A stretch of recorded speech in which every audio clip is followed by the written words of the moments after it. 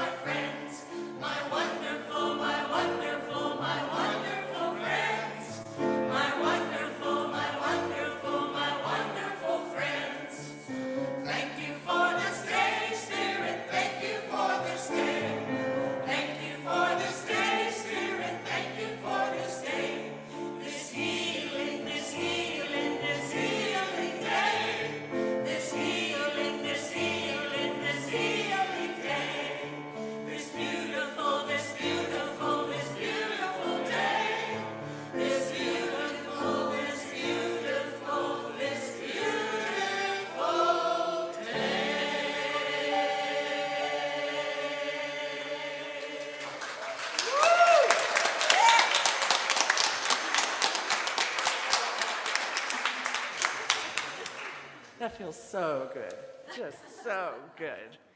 What a great day. Well, welcome. I'm Reverend Dr. Mary Mitchell, and I'm staff minister here at the center, and Reverend Sue MillerBorn is our senior minister, and we're just thrilled to be here. And we are really excited about the upcoming classes that will be starting next month, because we're a center where we inspire and empower people to live spiritually fulfilling lives. What a great mission, isn't it? It's a great mission. All right, and now, do we have any children here this morning? Okay, oh, good. Come on up, and as she comes up, Lindy's going to pan the camera so we can all wave to those at home and those around the world that are watching us. Good morning. Good to see you. All right, and let's sing to this delightful young lady. Face of God, I hold you in my heart. You are a part of me. You are the face of God. You are the face of God. I hold you in my heart. You are a part of me. You are the face of God. You are the face of God. Thanks for being here. Have fun. I hold you in my heart. You are a part of me. You are the face of God. Oh, that makes me smile.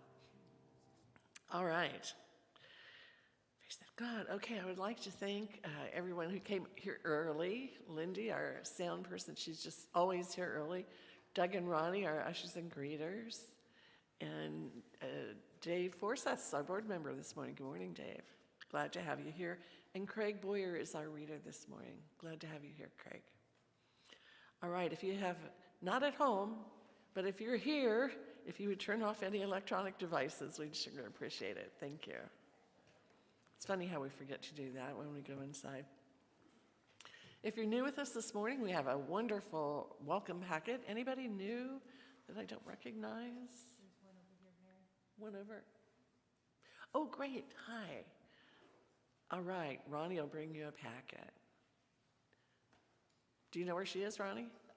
Raise your hand again, sweet. Thank you. Okay, great.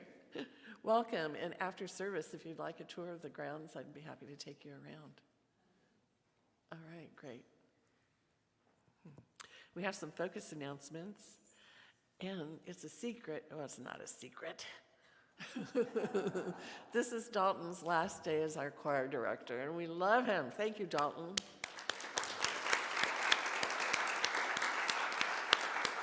Now, Dalton is just not going away. He's going whew in the world with his music. He's going places. So we have a new choir director coming in, so he's been talking with her, and we'll miss you, but we'll love her up, and it'll be good. So after service, please go to the social hall. We're going to have a little celebration. There's going to be food, of course, cake, I would think. But Charlie said he brought some potato salad, so there's going to be food. So we'd like to all just join around and celebrate Dalton and thank him so much for his many years of service.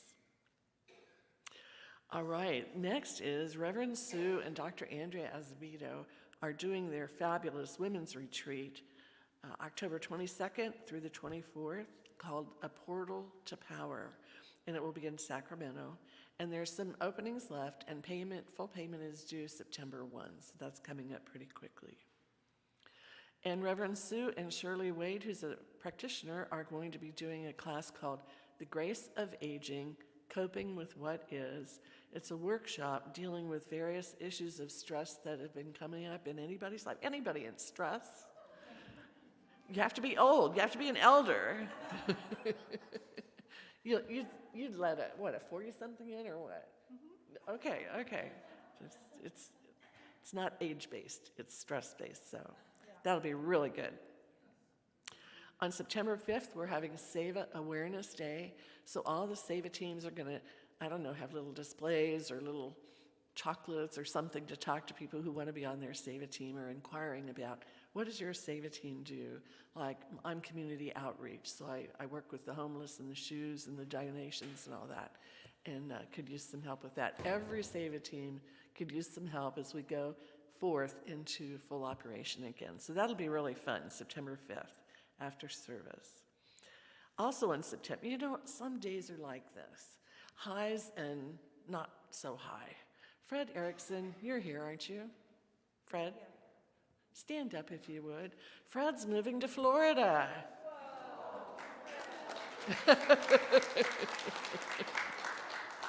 So September 5th, as we're doing SEVA stuff, we're also honoring Fred.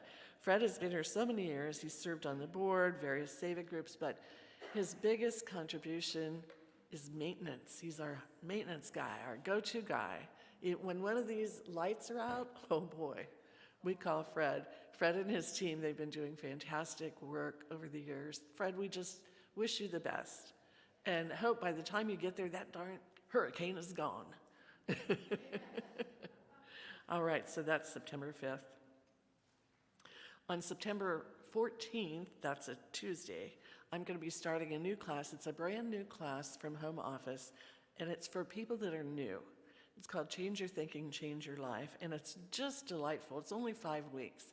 Tuesdays 1 to 3. So if you want to come and learn more, someone asked me about how do you pray here? What are these things that you do? What do you mean the creative process? And it's going to be focused on relationships, prosperity, and your health, those 3 focus areas. So if you want to learn more, join me on Tuesdays starting 9/14 for 5 weeks. All right, good things happening. Now we'll have our reading, thanks to Craig and Sue, and invite the bell, and then I'll be back to do a spiritual mind treatment, which is our form of affirmative prayer. Then we'll have Reverend Sue, and she's talking about rise and emerge. Whoa, I can feel that happening already, especially with you guys here today. Okay, Craig.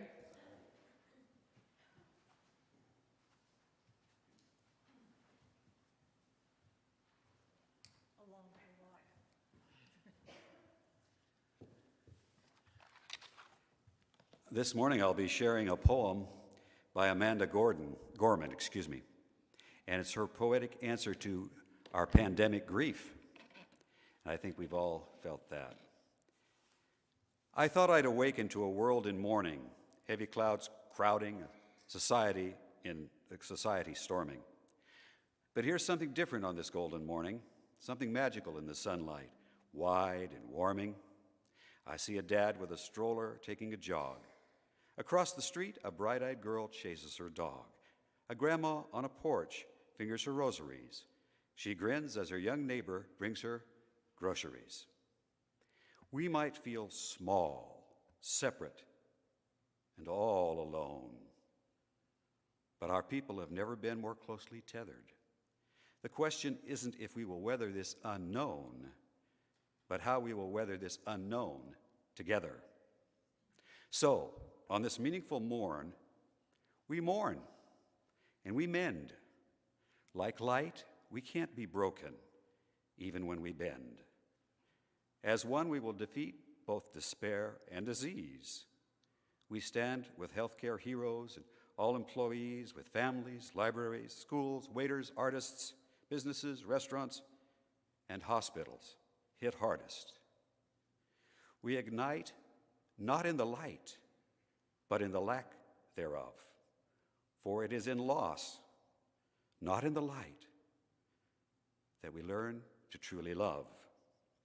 In this chaos, we will discover clarity, and in suffering, we will find our solidarity. For it's our grief that gives us our gratitude.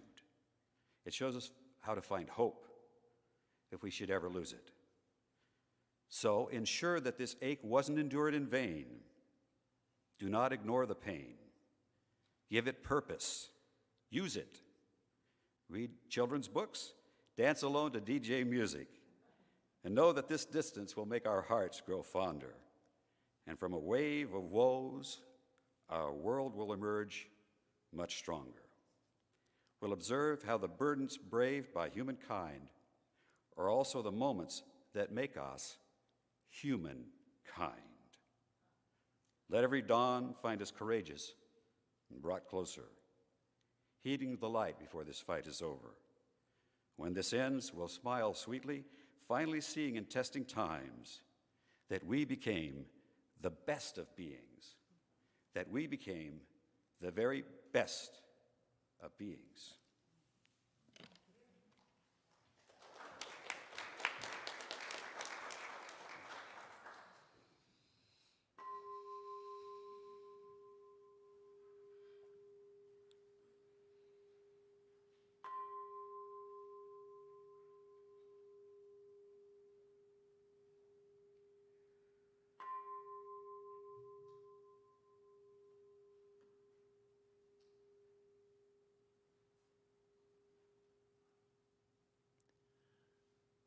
The truth is, there is only one energy, one universal energy, a divine energy, and a personal energy.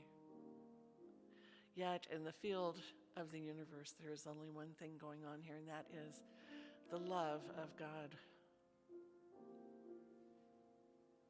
Lately, that's been hard to see. Lately, stress, worry, concern, sadness seem to want to take over our day. And so we put on our spiritual hat, the hat that says, wait a minute. Each person is a creation of the one. The background of the universe is love. So each day we are challenged to meet the day with love. Whether it's the person driving beside us or in line or on TV, the greatest gift we can give them is love. Find love in your heart today. Find love in your heart.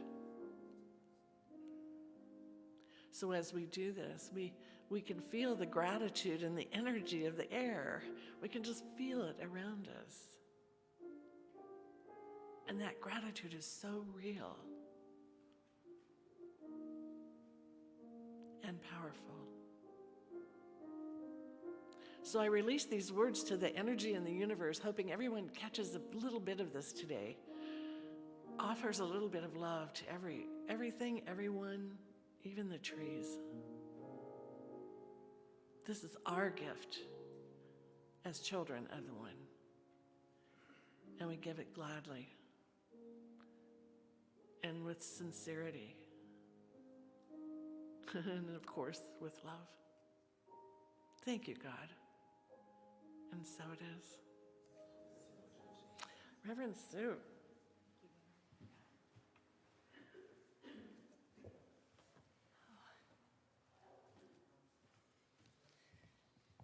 Everybody off center? Can you guys hear okay? What's loud? Oh, well. Do over, pray over. Oh, that made me speechless there for a second. Well, I'm excited to talk today because we've been talking all month about this idea of taking a step back and resting a little bit. And then this idea now today as we rise and reemerge as we start to enter the next few months that wrap up the end of our year. And things start to speed up and there's more commitments, it seems. But we've had some time to really devote ourselves, if we chose to listen more deeply to those moments where we can just rest, I say, and then come back, more than reemerge, that we rest and come back renewed and restored. And there was a woman named Edna St. Vincent Millay that says, "It's not true that life is one darn thing after another. It's one darn thing over and over." Now, she used a different D word, but I cleaned it up for you. But I listened to that, I thought, that's what it feels like, one darn thing over and over. So I'm inviting you now, so we're together as a oneness, as a sense of kind human beings being together. But check in with yourself right now. I mean, really check in. Get a snapshot of your well-being. What is the state of your beingness, your mental state, your emotional state, your physical state? Be really, really honest. It just takes a moment of closing your eyes and scanning through, because there is an ideal state. There is this divine template of perfection that is the divine knowing within each one of us. That is always ever present. But there's also this other honest state of your beingness. And so sometimes it doesn't always feel that you're up to par, feeling up to par. So we're fortunately living in this very opportune time, but also some stressful times. And it is this chronic stress that I speak of today that starts to break us down. Now, as a nurse, this is one of my understandings from a life of career in nursing was so many ailments, so much of our health struggles came from this level of chronic stress. We get so used to it. That's why I say, check in. If you've got any hint of it, it's time to really let go and deeply relax, because over time, this kind of chronic stress starts to break us down, and it eats away at us. And a lot of times it was from a situational experience, but we've carried it on. Now, those temporary moments come and go, and if we don't deal with them, if we don't check in on a daily basis, then it starts to accumulate in our bodies. Now, Charlie goes, "I know this story's gonna come into your talk." And I said, "Oh, no, it's not. I've talked about hard-boiled eggs and my temper with them before, but I have to tell you this one. Because I was preparing for the lunch that I was finally gonna get to do, our Nourishing Our Community event that Charlie and I and Julie Kirstead had planned in 2019 or for 2020, and we kept having to postpone it for one reason or another. And so finally, we had it yesterday, regardless of the smoke. And I was here meeting them, and I said, you know, we can do it. We can just come in here and do a talk about forest bathing and then have a picnic, or we can go. And it was really interesting to watch the energy when I said we could come in here, and they went, And then I said, or we can go, and there was the whole room lit up, and I thought, well, there's no 50-50 anymore. It's 90%. We're going.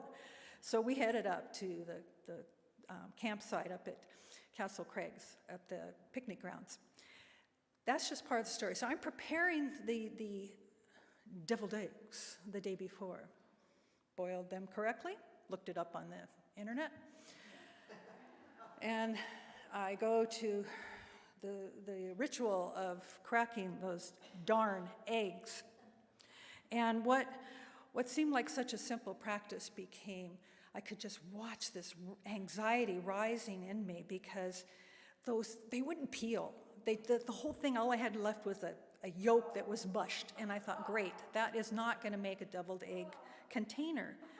And I thought, okay, I'll just put that one. I could mix that in. I'll put that over there. I had 18 eggs to deal with.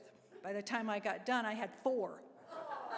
And I thought, that's not going to feed a bunch of people. And now I had infused this food with my angst, because I was throwing it into the bowl. Can you get me? Can you feel me? I was throwing it. I was so frustrated. And I thought, what is this? I just felt this rage moving through me. And I thought, these are just deviled eggs. I'm preparing food for people that I love. They're going to eat this. They're going to get a stomach ache because I've been throwing this. And then I thought, deviled egg sandwiches. I'll just adapt. So I called Charlie. I texted him. He was shopping. I said, 12 more eggs. 12 more eggs. All I need is 12 more eggs. And if you don't see me in the kitchen, then I've done something to myself. I've done something to myself. Come find me. Come find me, because I really, really lost it. But I was still dealing with it. So I thought, I need to stop here and infuse the rest of the process of this with great love, because that's what nourishing our community is about. It's about finding this space of love. So as I witnessed that rage and I experienced it and recognizing I need to watch this now move through me, to watch it untangle from the gut, from the heart, from the shoulders, and just to watch it just let go, because there's another opportunity. People like egg salad, or what they got was hard-boiled eggs.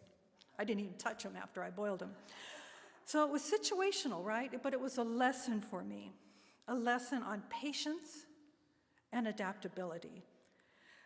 And we all know these things. We all know that some of the things like this can happen, but if we don't attend to them, they build.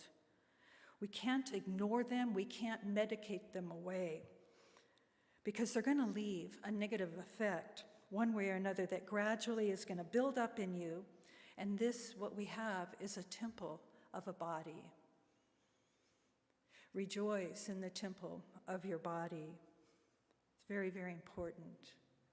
It's not just the mind or the emotions or what you look like. This body is a divine instrument of truth.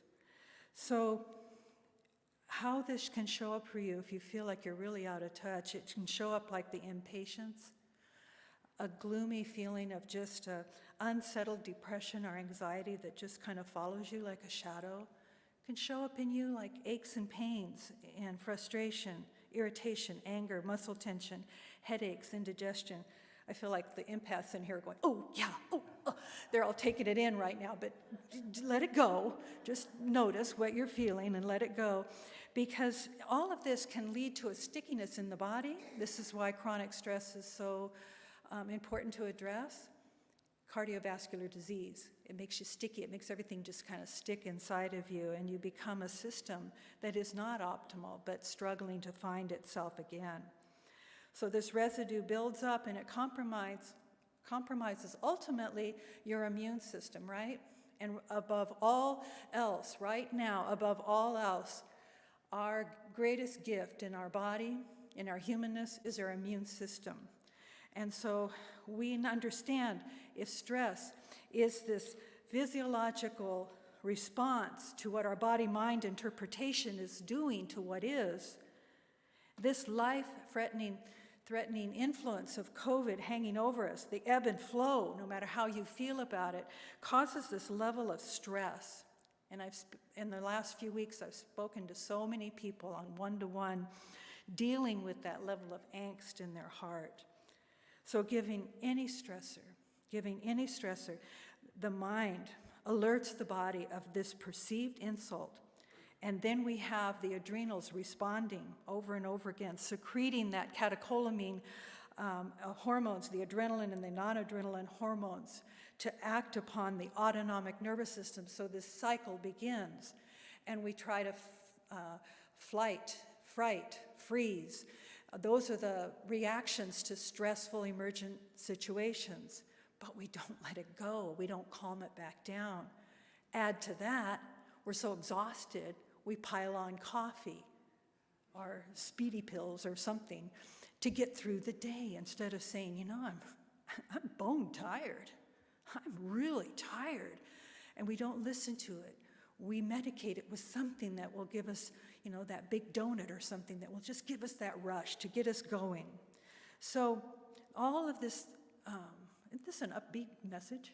How are we feeling here? It gets better. So this muscle tension can increase, you know, all of the things that can happen under the stress. So I'll move on from that, knowing that these emergencies indeed do pass. This too shall pass. This too shall pass. So we start to deal with life on the level now, eyes wide open, hearts revealed, to respond that you're choosing now, spiritual warriors that you are. You want a healing response to what is necessary, to that one darn thing over and over. And the antidote, the true antidote to all of this, is simple. It's just the practice of relaxation. And Claire can testify to that, and those of you that want to do a deep practice and do the chair yoga, Claire is the perfect teacher for that. You can see her about that. And I'll be starting classes again also, but deep relaxation is what I'm talking about. Not going to sleep necessarily, because in our sleep, right, we start to dream and our body is reacting to dreams. So again, we're tightening and tensing up. So a good night's sleep is valid and important, but what really is important is to go into a state of being awake,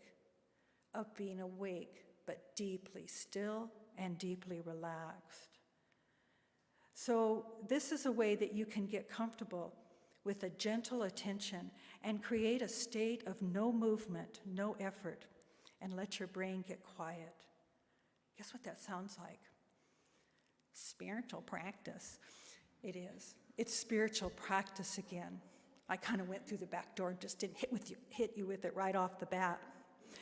Now, this sitting still is an interesting idea. This week I had a call with Reverend Mike McMorrow, and if he's listening, I'm gonna pick on you.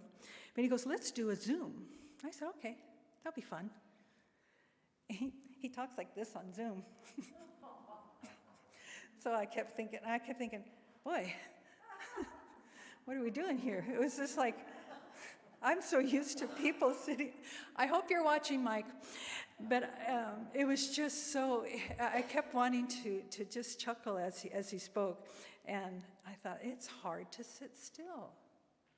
And I wondered, now I'm going to be really more aware on Zoom. I've done so much of it, to see how people are dealing with that idea of be still now, create a state of no movement.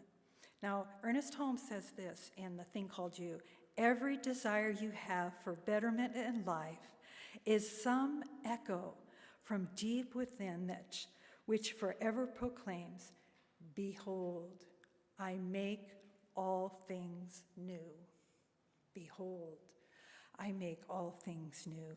There is a promise within our divine being, from the great divine love, a promise that all things are renewed. We can start with a morning prayer to set our intention for the day to make a difference. We've spoken to that often. Even if it's something that you pick up and read, but you read it slowly with a full-hearted breath of intention. Or it can be an old prayer of your childhood that beckons your deep soul to stay in touch, to stay in tune, to let your soul know that you are willing and that you are choosing to listen now on this day before you, in this holy garment of a body, to pay attention and to listen for guidance. There's this beautiful prayer of St. Patrick. Love this. I rise today with God's strength to pilot me, God's might to uphold me, God's wisdom to guide me, God's eye to look ahead for me, God's ear to hear me, God's word to speak for me, God's hand to defend me, God's way to lie before me, God's shield to protect me, God's host to safeguard me. Now you can change those words if the word God seems so masculine or off-putting in any way to you. If it doesn't allow your heart to sing, changing those words. I rise today with the divine strength to pilot me. I rise today to allow the mystery to uphold me. I rise today to allow spirit, to allow love to propel me forward. You place the words that allows your heart to sing to a higher knowing. So, again, looking back at what we might just call a state of nervousness, reminding ourselves all of the ways that can lead to our lack of feeling whole and healthy, that the idea of going into the relaxed state is to lower your blood pressure, to calm down the heart, to tame those catecholamines in such a way that your body goes into that deeply restful state where you automatically slow down and you welcome spiritual bliss. Who doesn't want that? Mark Nepo in the Book of Awakening, nothing escapes the Creator's cycle, not plants, trees, birds, or human beings. All living things emerge, gather, spark new life, fall apart, die, and emerge in new ways. Each soul is a gust of God's breath and unfolding in the great energy that surrounds us like the ever-moving stream. So, Mark Nepo's words highlight the importance of things to consider. Nothing escapes the Creator's cycle, not plants, not trees, not birds, or human beings. So yesterday, this knock event, Nourishing Our Community event, was forest bathing. In Japan, it's called Shinrin-yoku. And they coined that expression from the 70s and 80s. That would be 1970 and 80. I know that seems really like a long time ago. But in perspective of time, it's not that long ago. But it's been a practice that many people, as we gathered yesterday, they said, I think I've done this all my life. I think I've always done this. So, Shinrin-yoku. It's an adventure that took 10 of us up to this park to have this picnic, and we found a little beautiful forest to circle our chairs, chose to breathe with the trees. We chose, knowing that this is a reciprocal action, a reciprocal nature. As we take in the O2, the oxygen from them, they in turn receive our CO2. It's a balance, it's a dance, it's an opportunity to be one with nature, to breathe with nature. She needs us. She needs our breath. And I get so passionate about that, I get so emotional about that as I sat within the different forms of tree, healthy trees, new birthing trees, dead, dying trees, old burnt trees, all of the signs of nature just doing what nature does as it moves forward, but also touched and tainted by humankind in one way or another. So here we were, allowing ourselves to be immersed in the aerosols that were emitted by the trees. They're a natural boon to your mood, to your heart, mental clarity and capacity, and your immune system. Your immune system. If you've got a tree in your yard, go sit under it. It is the beloved arms of that tree as you breathe with it. You find a sense of oneness. If you've been looking all around your world for what is oneness, you find that tree and you have a conversation. It is beckoning you. So we were all smiling in anticipation. Our hearts were tender with a level of gratitude, but also a sorrow that we all could not keep the tears back when we tried to do a group sharing for the wildlife, for the fires, for all the destruction that these summer fires have caused our land. But the idea of forest bathing, go immerse your senses, feel the breeze, hear and see and taste and feel the forest, the breeze, all of that. Animal life, the ecosystem, it's alive. It's alive with an energy calling us to renew.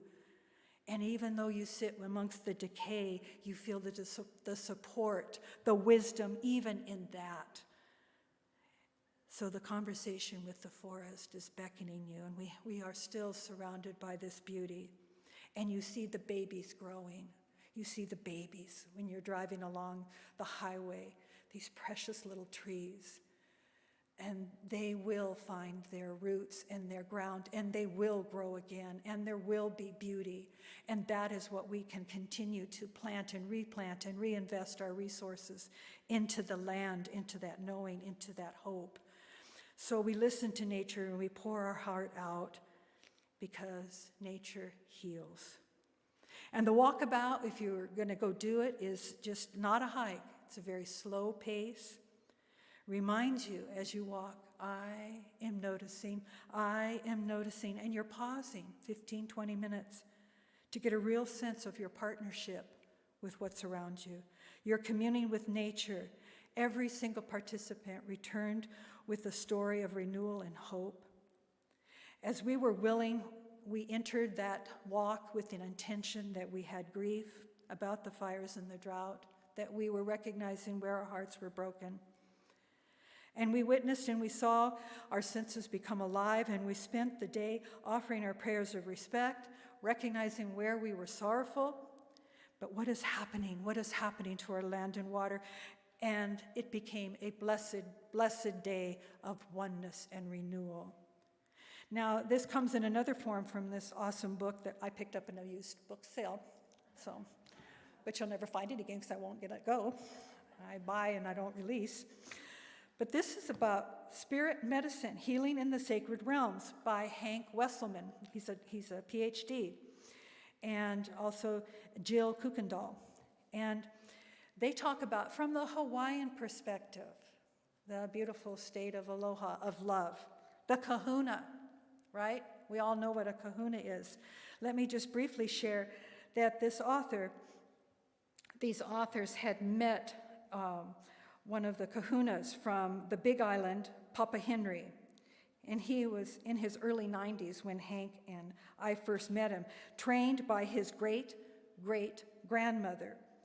Since the age of 7, he's been helping people heal for 75 years. That's just a brushstroke on who he was.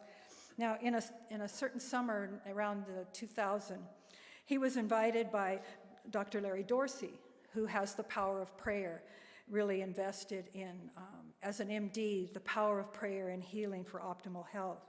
And he invited Papa as a keynote speaker to one of the symposiums on the island.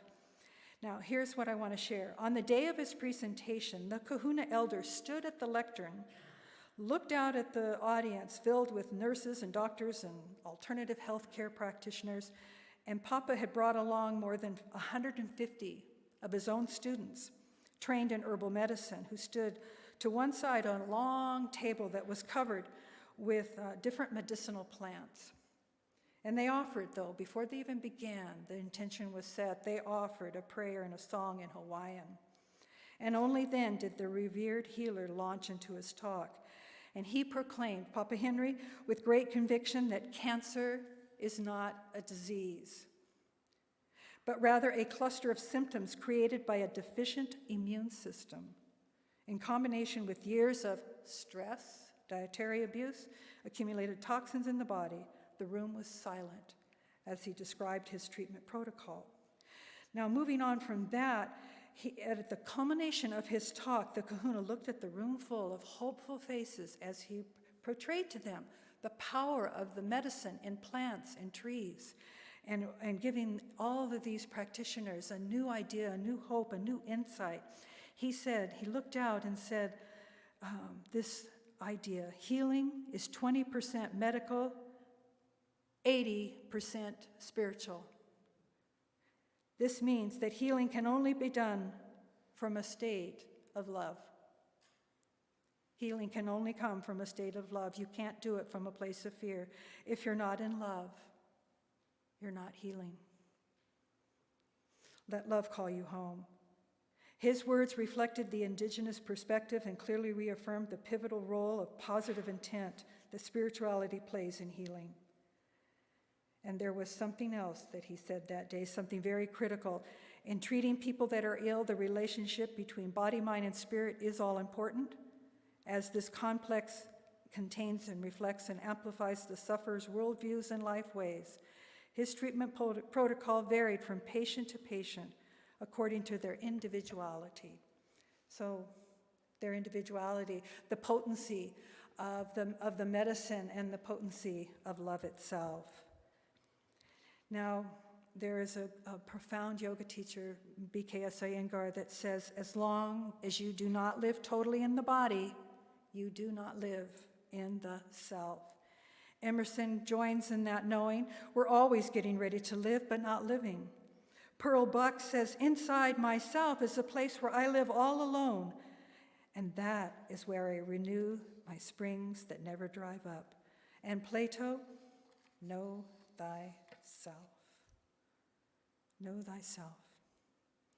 So I'm going to pull this all together, pull the threads of this, because it's stuff you already know, but I invite you again to look deep inside. Look at yourself as you sit here. Body scan yourself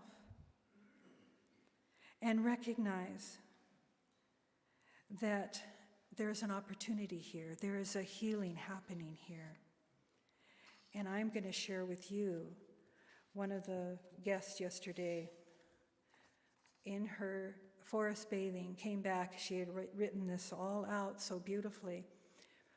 But the language of the trees, the message of the forest was universal. Each person shared a similar effect of what they received from the conversation with the trees. And so as Dalton plays, I invite you to prepare yourself to be relaxed, to visualize the tree, the favorite tree of your childhood, to be one with it, to feel your bare feet upon the grass of longing, of that innocence, as you walk towards the tree of your imagination. And you remember something very, very sacred, something calling you. Jennifer Sybrant Harris found it this way.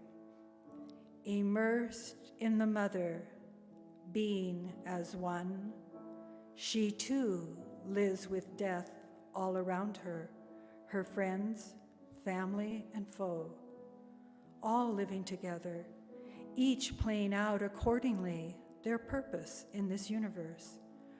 Earth thriving from dead matter on the ground, the living healing waters nourishing our thirst and our souls. We feel it and breathe it together. The parallels we share, the strong holding up the weak, living together even with many paradoxes. The mother teaches us tolerance and patience and communing with each other. She supports us, providing refuge and connection and healing. She is a true friend. Accepting each and every one of us, her love is enduring and constant. And when there is so much chatter and chaos going on all around us, she always shows us the beauty and the awe through all her creations.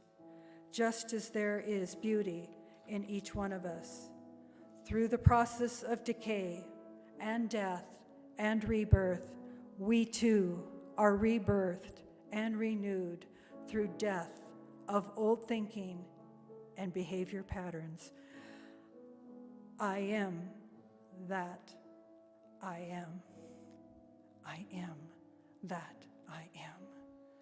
I am one with the universal power of healing and wisdom and truth and love overall.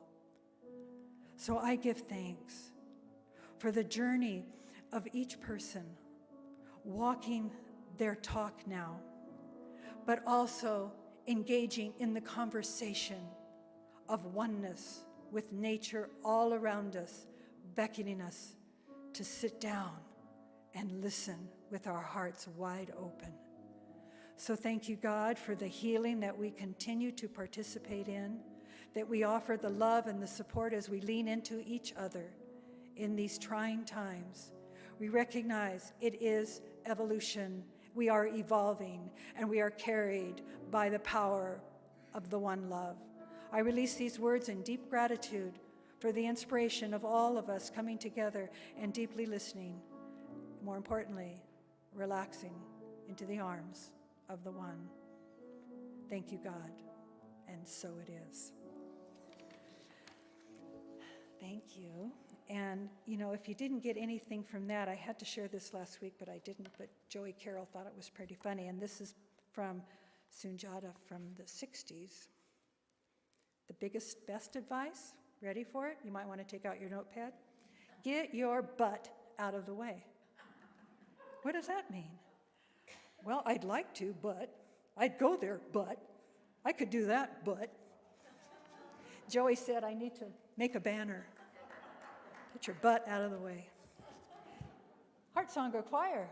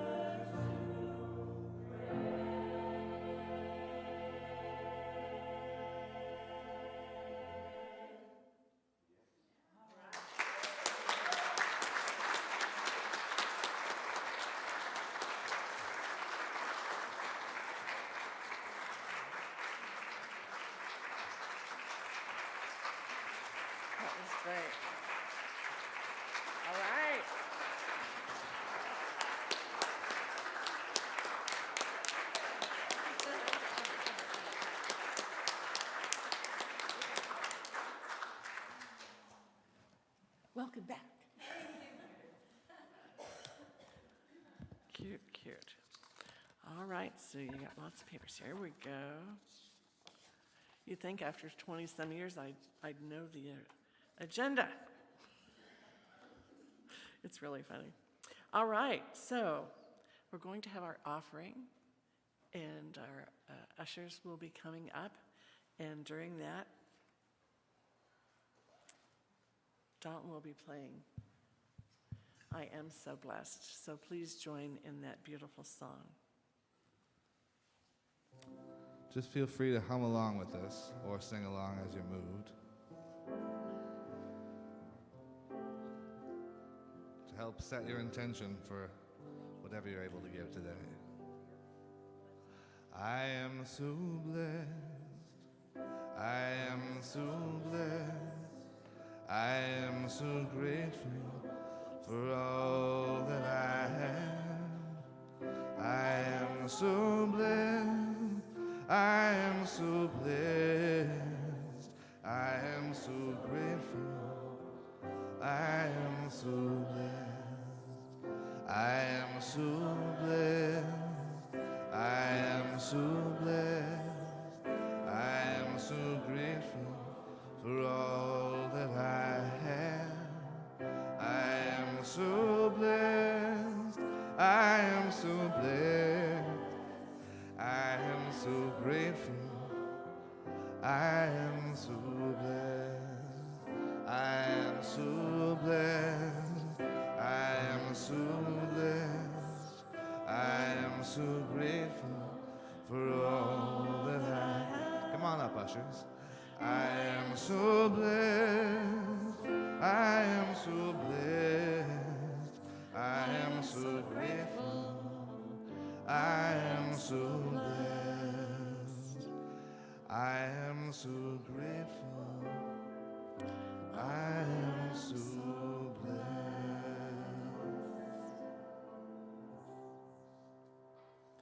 So we do have an offering affirmation, which I forgot.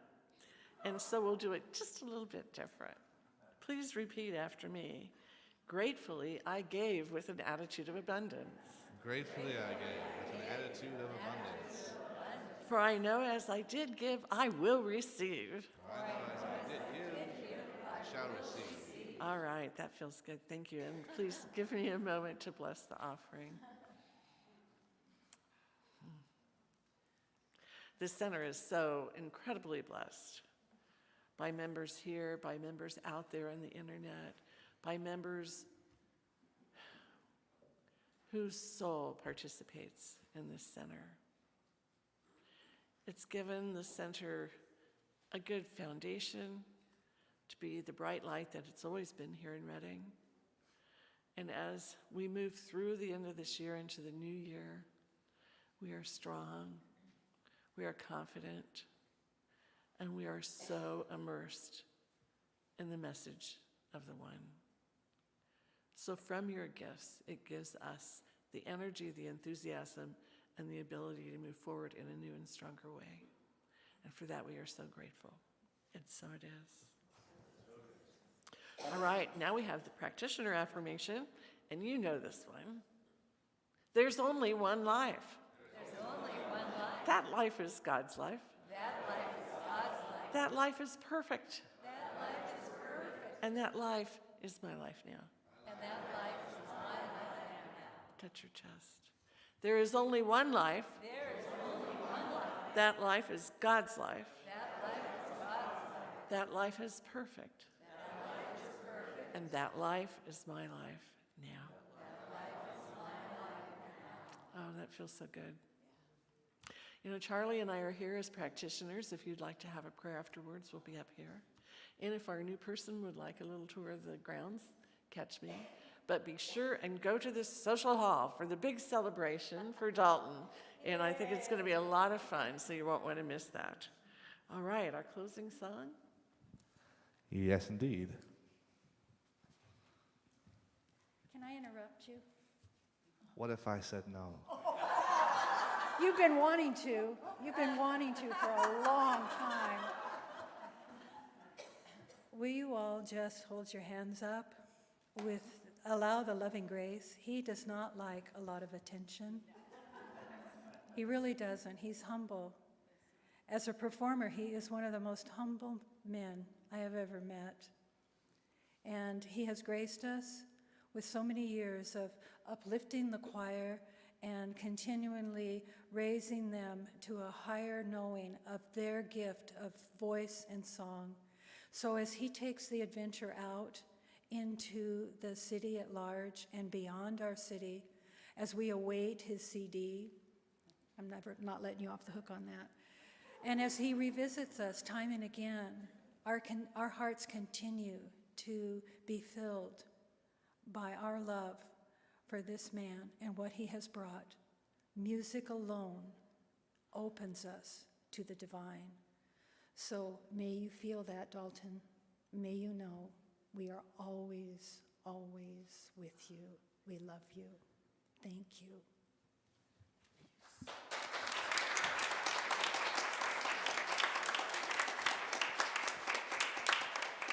It's going to get me all choked up before I have to sing here. It's just a very familiar song. The choir's, of course, got lovely harmony on the chorus of this song, but if you want to join in with your voices as well, that would be deeply appreciated. As I say thank you for having me for this time.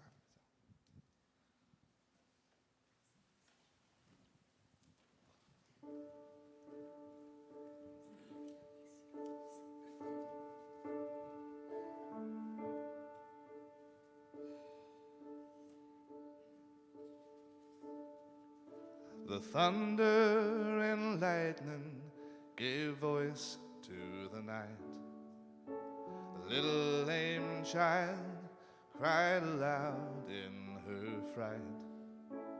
Hush, little baby, a story I'll tell of a love that has conquered the powers of hell.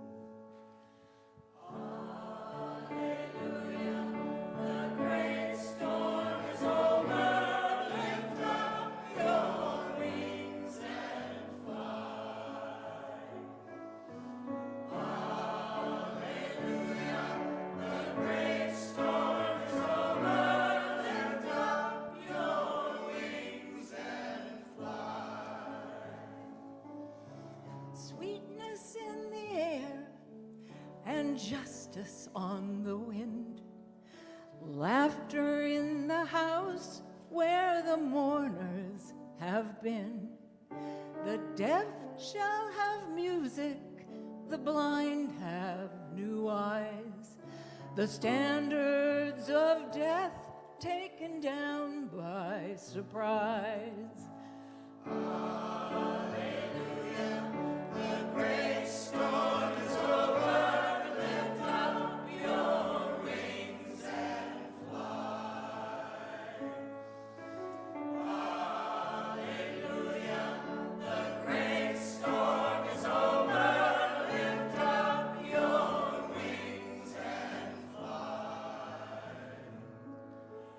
Hush, little baby, let go of your fear. The Lord loves his own, and your mama is here. The child fell asleep as the lantern did burn. The mother sang on till her bridegroom's return.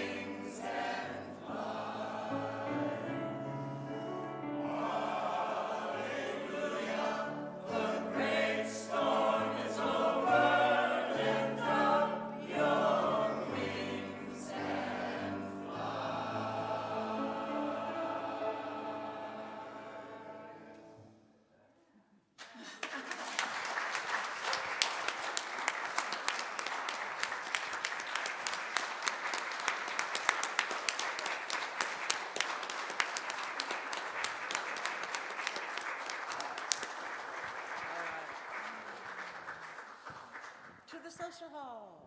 Social. Onward and upward.